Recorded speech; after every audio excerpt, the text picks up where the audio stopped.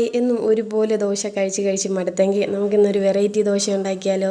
അതിന് വേണ്ടിയിട്ട് 2 തക്കാളി, കുറച്ച് ചെറിയ ഉള്ളി, ഒരു പച്ചമുളക്, 2 വറ്റൽമുളക്, കുറച്ച് കറിവേപ്പില, പിന്നെ ഒരു കഷ്ണം ഇഞ്ചി കൂടെ ഉണ്ട്, അതുകൂടെ ചെത്തി അരിഞ്ഞെടുക്കാവേ.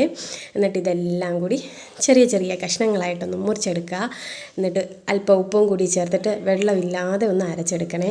അതിനുശേഷം നമ്മുടെ ദോശ മാവിലോട്ട് ഒഴിച്ച് ആവശ്യത്തിന് കുറച്ച് ഉപ്പ് കൂടെ ഇട്ട് വെള്ളമൊക്കെ വീത്തിയിട്ട് നന്നായിട്ടൊന്ന് മിക്സ് ചെയ്തെടുക്കുക.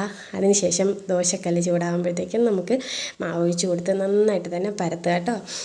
ഈ സമയത്ത് നമുക്ക് വെളിച്ചെണ്ണയോ നെയ്യോ ഒരു 1/2 സ്പൂൺ ഒഴിച്ച് കൊടുക്കുക കേട്ടോ. ഞാനൊരല്പം നെയ്യാണ് ഇട്ട് കൊടുക്കുന്നത്.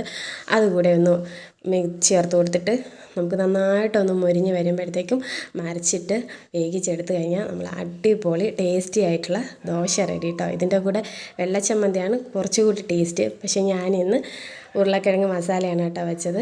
അപ്പോൾ എല്ലാവരും ട്രൈ ചെയ്ത് നോക്കുക. എൻ്റെ വീഡിയോ ഇഷ്ടമായാൽ എൻ്റെ ചാനൽ സബ്സ്ക്രൈബ് ചെയ്ത് സപ്പോർട്ട് ചെയ്യണേ.